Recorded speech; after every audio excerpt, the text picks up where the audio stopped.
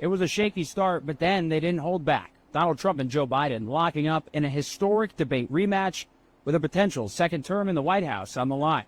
There were plenty of issues to talk about. The candidates were hit with a question about inflation to start. We got to take a look at what I was left when I became president and what Mr. Trump left me. We had an economy that was in free fall. The pandemic was so badly handled.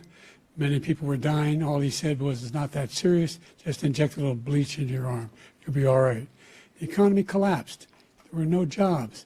Unemployment rate rose to 15%. He also said he inherited 9% inflation. Now, he inherited almost no inflation, and it stayed that way for 14 months, and then it blew up under his leadership because they spent money like a bunch of people that didn't know what they were doing, and they don't know what they were doing. The two also trading jabs over the border crisis. Because of his ridiculous, insane, and very stupid policies, people are coming in and they're killing our citizens at a level that we've never seen. We call it migrant crime. I call it Biden migrant crime.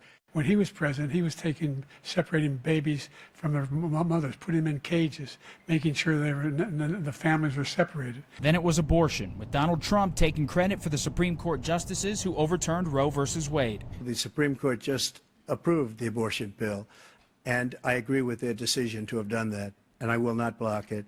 Every legal scholar throughout the world, the most respected, wanted it brought back to the states. I did that. Now the states are working it out. The idea that states are able to do this is a little like saying we're going to turn civil rights back to the states. Let each state have a different rule. Climate change, COVID, and felony convictions for Donald Trump and President Joe Biden's son all became verbal punches thrown by the two candidates. And it was an incredibly shaky start for the president. Social media was lighting up about the first 20 minutes or so of his performance. And CNN is now reporting that Democrats are now starting to panic about it.